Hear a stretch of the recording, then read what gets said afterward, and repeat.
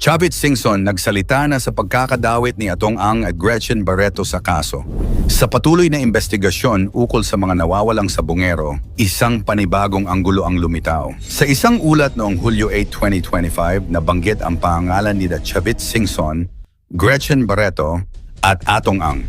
Tatlong kilalang personalidad sa larangan ng negosyo at showbiz na umano'y palaging magkakasama sa ilang aktibidad, lalo na sa mga sabungan. Ngunit agad ring nilinaw ng ulat na walang direktang ebidensyang nag-uugnay sa kanila sa kaso ng mga nawawalang sabungero. But I don't think kasama sa mga nangyayari si Gretchen, although magkasama sila palagi. Kung may mga nasabi man si Atong, hindi niya sasabihin kay Gretchen, especially ang mga bagay na yan tungkol sa problema sa sabungan. Although kasosyo siya sa sabungan, sabi ni Chavit Singson. Dagdag pa niya, Yes, I believe na investor lang si Gretchen. Ayon sa ilang tagamasid, si Atong Ang ay matagal nang may ugnayan sa industriya ng sabong. Sa katunayan, isa siya sa mga pangunahing operator ng e-sabong bago pa man ito ipatigil ng gobyerno. Samantala, sina Chavit at Gretchen ay kapwa na mumuhunan at konektado sa ilang social events at negosyo kasama si Ang.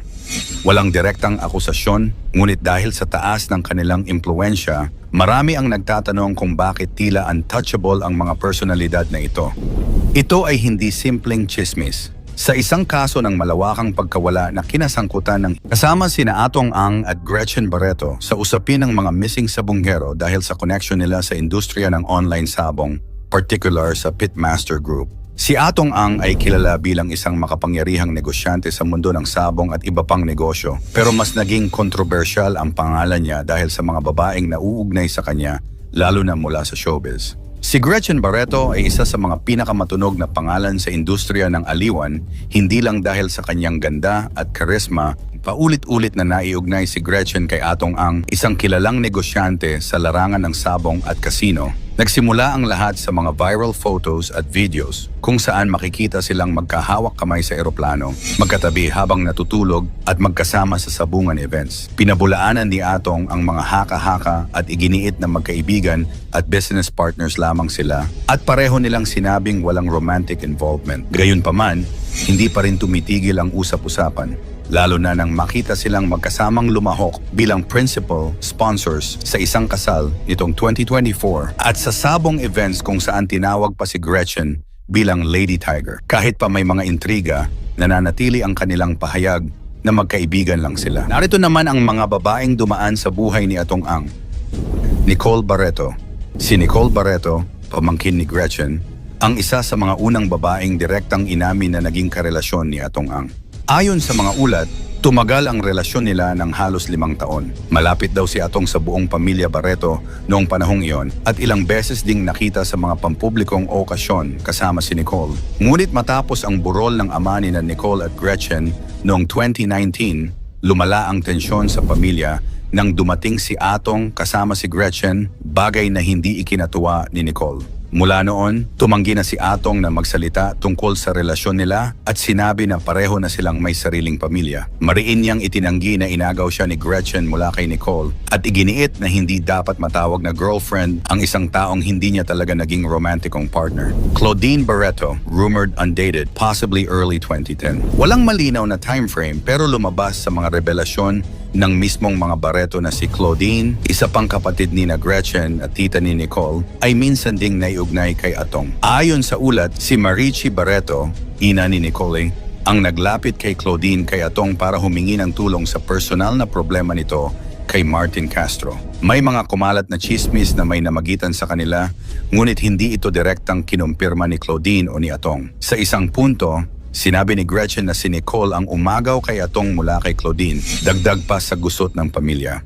Gretchen Barreto, rumored 2019 to present, isa sa pinaka-controversial at pinag-usapang babaeng na link kay Atong ay si Gretchen Barreto. Bagamat pareho nilang maring itinanggi ang anumang romantic relationship, maraming beses silang nakita na magkasama sa biyahe, sabungan events at maging sa mga family gatherings. Noong 2019, nilinaw ni Atong sa isang panayam na magkaibigan at magkasosyo lang sila sa negosyo. Kasama raw nila sa negosyo si Tony Boy Cojuangco, longtime partner ni Gretchen, kaya malapit din daw sila sa isa't isa. Ngunit mas lumakas ang speculation nang kumalat ang litrato nilang magkahawak kamay sa eroplano and video kung saan nagpapakawala ng manok si Gretchen bilang miyembro ng Team Alpha ng Pitmaster Group. Nitong 2024, matapos silang makita na magkasamang principal sponsor sa isang kasal na siyang lalong nagpabuhay sa mga chismis. Christine Garcia, mid-2000 to possibly early 2010, si Christine Garcia, dating showbiz personality, at anak ng actress na si Vivian Lorraine ay nagsabing siya ay nagkaroon ng anak kay Atong Ang. Ayon kay Christine, nagsimula ang kanilang relasyon noong siya ay menor de edad pa at itinago ito sa publiko sa mahabang panahon. Sa isang panayam noong 2019, isiniwalat niya na hindi kailanman sinuportahan ni Atong ang kanilang anak at hindi siya kinilala bilang bahagi ng buhay nila. Ngayon ay tahimik na ang buhay ni Christine sa Las Vegas, Nevada, kasama ang kanyang asawa at 2 anak, at piniling iwanan na ang mga issue sa nakaraan. Sa kabila nito, minsan niyang binanggit na nakakahiya raw ang di umano'y relasyon ni na Atong at Gretchen na lalong nagpainit sa mga speculation. Sunshine Cruise 2024 to present. Pinakabago sa listahan ay si Sunshine Cruise na ayon sa mga ulat ay kasalukuyang karelasyon ni Atong Ang. Ayon kay Sunshine, matagal na siyang niligawan ni Atong simula pa noong 2014. Ngunit tumigil ito nang siya ay pumasok sa relasyon kay Maki Matay. Pagkatapos ng kanilang hiwalayan, bumalik si Atong sa panliligaw at kahit ilang beses siyang binasted, hindi raw ito sumuko hanggang sa nauwi sa relasyon. Ngayon, madalas silang makita na magkasama sa mga sabungan events at may mga video pa na nagpapakitang naghahalikan sila sa gitna ng mga crowd. Ayon sa ilang sabongero, si Sunshine ang lucky charm ni Atong dahil tuwing kasama siya, panalo raw ang kanyang manok. Suportado raw ng pamilya ni Sunshine ang kanilang relasyon at para sa kanya, ang mahalaga ay masaya sila at totoo sa isa't isa. Sa kabila ng kanyang pagiging tahimik sa media, maraming babae ang naiugnay kay Atong Ang mula sa mga Barreto sisters at pamangkin hanggang sa dating aktres na si Christine Garcia at ngayon kay Sunshine Cruz. Karamihan sa mga relasyong ito ay binalutan ng intriga at tensyon sa pamilya. Pero sa dulo, si Atong ay patuloy na naninindigan sa kanyang personal na privacy at pagtuon sa negosyo at pamilya. Sa kabila ng lahat ng intriga, kontrobersya at chismis na bumalot sa kanilang mga pangalan, sina Atong Ang at Gretchen Barreto ay nananatiling matatag sa kanilang mundo, si Atong bilang isang maimpluwensyang negosyante at si Gretchen bilang isang hindi matitinag na personalidad sa showbiz at high society.